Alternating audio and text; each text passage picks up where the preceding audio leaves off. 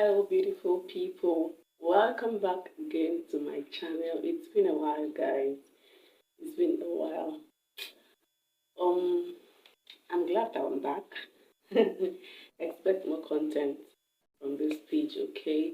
How have you all been? Hope you've been well. Hope you've been fine. I'm so happy to be gracing your screens again. I'm so happy to see you, to talk to you again. So, if you're a new subscriber and you're seeing this face for the first time, you are highly welcome. I love you. I love you. I love you. Please, if you have not yet subscribed to this channel and you are watching this right now, please subscribe to our channel.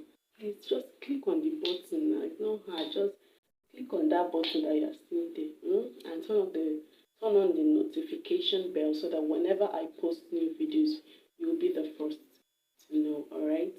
So today I'll be talking about something that is very personal, and I'll be sharing my personal experience on this topic that I'll be sharing with you. I know most of you can relate to this topic, so I'll be talking about dealing with rejection.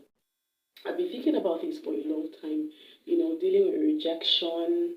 And if you've ever dealt with, I know that there is nobody that has never dealt with rejection. One way or the other, as you go on in life, you have to deal with rejection, either from people, your friends, family, strangers. It's a normal way of life. So, so I was just thinking, recently I was just thinking, and I remembered one very awful experience I had. So I had just gained admission into the higher institution, okay, and I was in my year one. So after the first semester, going through classes, mind you that this course that I was reading, I didn't apply for it. They just gave me, like, you know how you didn't apply for something, but you sure just landed in the course and you sure took it so that you don't stay in the house. You get, so that was my story. That was my case. I took the course, and after the first semester, the result was not good at all. My first semester result wasn't good at all, because to start with, I started with fear. I had a lot of fears about that particular department. If you guys know chemistry department, guys, I had a lot of fears about this particular course. I heard a lot of bad things about their lecturers, about their subjects, about the people that have been there before. I heard that they don't do well, that if you won't have a C, that means you're a scholar. I was like, So the fear got into me. It affected the grades. It affected the way I even paid attention in class. When you're learning with fear, you can't do well when you're learning with fear. Okay, so all the lectures I attended, I did with fear. I wasn't understanding most of them. And even when I look back now, not that those courses were that tough. It was just that my mind wasn't there. I didn't put my mind to it at that time. So of course it affected the outcome in the results when the exams came. And man, my result was my first result was D. Yeah, I can still remember. I checked it. It was, I think, physics. I checked, it was a D. I was so disappointed. The second one came, it was E, even worse. I was like, God, what is happening? Is this how I'm going to be in this school? Oh my God, I don't want to have a carryover. I was already panicking. So in the midst of that panicking, I began to rack my brain. I began to look for what to do to help myself. And I think I had two friends then, be a friend, and she wasn't really helping. She was an unserious person. You know how you're a fresher in school and you somehow get to be involved with a friend that you don't even know, and you're just like, okay, since I don't know anybody, let me just hang around this one for now. And the person, she was not just serious. She was not serious. She was just always, and I needed somebody that will, encourage me, that will inspire me, somebody that will motivate me to study, to read, a reading partner. I needed a reading partner that was really serious, you know.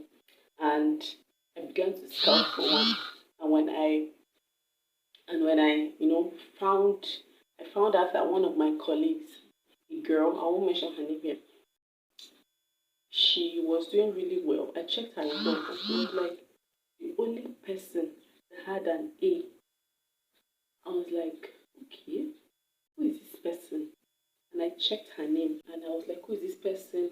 We're classmates, we're classmates, but I didn't really know her. I know how it is in year one. It was a mammoth crowd. In year one, we're over 100 and something, if not getting to 200 students. Like, if they bring attendance sheets, you will see, like, you will know that you can stay a whole semester in year one. You will not even know half of your colleagues. You know, you will even passing them. You will not know them because of how large the number is. You can relate. You guys, if you're watching this and you're a Nigerian student, you can relate. Or even if you're not a Nigerian student, you can relate. Okay. So I began to search for her. I began to ask her around. Oh, please, do you know this person? Do you know who this person is? And finally, I found her. I found her and I was like, oh, good afternoon. She was like, okay, what's the problem? I introduced myself. Okay, my name is Ruth. I am your coursemate. I'm in this department. You know, we're in the same department. And I just went straight to the point. I was like, I need a reading partner, and I saw your result. I think I would like to, be your reading partner. I would like you to motivate, because of course, having a reading partner like that, seeing her result, you want to step up, you want to read, you want to study harder, you want to put more effort, okay? And then after I explained everything and how I wanted her to be my study partner, guys, guess what? I won't pass heartbreak. He passed breakfast. She rejected me. She was like, okay, wait, okay. First of all, she asked about my grade. She was like, okay, what's your grade like? I told her that my first three results, because we saw about three results as at that time, I was like, my first three results, I have E, and D. She was like, I'm sorry, no, I don't study with people with such grades. She was blank, pop, and plain. Guys, I felt terrible. I felt so terrible. And in fact, as I'm thinking about my young self then, I'm pitying myself. And I walked away and I teared up, like I just had tears in my eyes as I walked away, and outright rejection. If you have ever experienced this, like asking someone for help or trying to reach out to someone and the person outrightly or indirectly rejected your offer or rejected you, you know, please just comment below. I can relate. Just comment I can relate there for me. Because if it can feel so bad, and if you're not careful, you might allow that to define you and you might slip into low self-esteem. But guys, guess what? Rejection is part of life. Rejection is part of life. Everyone you see around you, not just you, has experienced rejection one way or the other. So rejection is part of life. You have to accept that. And you have to know that when you are rejected, it means that there is something better. It means that there's a better offer. It means that there is a better opportunity waiting for you. So if you stop there, you lose. Forge ahead, press on, and then you will even discover that it was actually like it was worth it when I moved on. You actually discover that there are more opportunities, there are more blessings, there are more, there is more waiting for you ahead. So do not let rejection define who you are. You are amazing, you are just unique. So it might be that at that point, the person might not get you. The person might not get you, or that's not what the person needs around his or her space right now. People have a right to their opinion, to their space, and to their decisions, okay? Everybody is responsible for his or her decisions. So do not judge anyone because he or she rejected you. No. You too, you have once in your life rejected someone or rejected something. So take it as part of life, okay? So guess what? After that period, when I walked away, guess what that did to me? I turned, I was upset. I was upset. I cried. And then I turned all those emotions into anger. Like, you know how you're angry at your grade and you begin to read as if you want to die. And I thank God for that moment. I thank God for that moment. I would have still been on a low key, on a mediocre level, just say, let me just do. But that experience made me, I channeled my anger, I channeled all those emotions into reading. If you see the way I started reading, guys, and guess what? It showed off. It began to show off in my second semester result. From second semester till I finished school, guys, you need to see my results. It really, really improved. It became really, really good. So whenever you experience rejection, you have to prove to yourself, because first of all, you have to prove to yourself that you are more than whatever the person that rejected you may feel that you are. The person might feel, who is she? You're not that important. Who knows you? Why would I want to partner with you? Why would I want to identify with you? Why would I want to accept your proposal? Why would I want to reach out or help you? Who are you? What do you have to offer? And all that. But you have to work, put in the effort, because your results, your future results in time to come will prove that you are actually important and that you are made of stuff that is unique to you. You understand what I mean? So do not give up. Do not feel bad. Channel those emotions into putting in all the hard work and everything. I even remember a second experience that I had. Guys, this is another terrible experience I had. I went for a job interview in Port Harcourt. So I stay in Calabar. Okay, not right now, but I grew up in Calabar. So I went from Calabar to Port Harcourt, Nigeria, for a bank interview at Zenith Bank, to be precise. So on reaching there, after all the stress, the journey, I had to sleep over at someone's house and go for the job interview the next morning. Very, very early, guys. I was even dozing off because the stress was much. The road, the state of Nigerian road, you can relate. So, and after the whole thing, after they kept us for how many hours, they finally came and gave us, it was a computer-based interview, okay? And after we were done, we went out. Like we done. So I was leaving the bank premises, okay? And guys, as I was standing in front of the bank, like I've not boarded the taxi, I've not boarded the vehicle.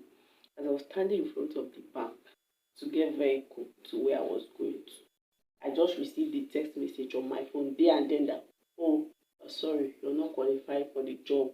You did not make the CBT, that's the computer-based test.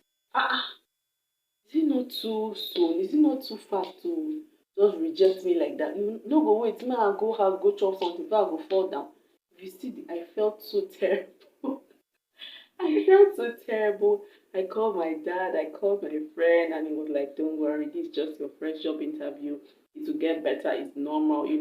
So, guys, rejection is part of life. It doesn't define who you are. It doesn't define it doesn't mean that that's your final destination. Rather, it just means that there is more. There is more. There is more. So do not stop there. Do not limit yourself. Do not limit your mind. Open your mind. Channel those emotions, into something and make something beautiful out of it. In fact, let me tell you, by the time you achieve your dreams or fulfill that purpose, let me create an instance. If you a content creator like me, and maybe you reached out to people, oh please, I want you to create content with me. I want you to feature in my channel. Okay, I want you to help me do this. Or it might not even be content creation, it might be something else. Please help me do this. And the person outrightly says, no, no, no. It's okay. You can find other ways. You can find other people. There are other ways you can, still bring your vision, still bring your dream to light. And at the end of the day, see those people that rejected you, they are the ones that will still cheer you. Because guess what? People do not like to identify with failure. People like to identify with success. People like to identify with great achievement. Okay. So you can just share your experience with me in the comment section dealing with rejection. Have you ever been rejected? How was it for you? How were you able to tackle that particular experience of rejection? How did it turn out? Did you become better?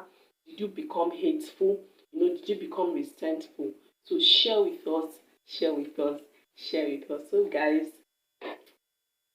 lastly, I would like to say rejection is part of your success story. What if you just blew or you just achieve your dreams? And by the time someone is asking you, oh please come, I want you to come share with these young people here how you achieved this, how you got to this level, and you're there and you just go and be saying, oh, I didn't have anyone rejecting me. I had it all rosy, everything was just moving smoothly. How does it sound like? There's no success story that is complete without challenges. So use it, keep it, jot them down. You'll use it and you'll need it for your success story, okay?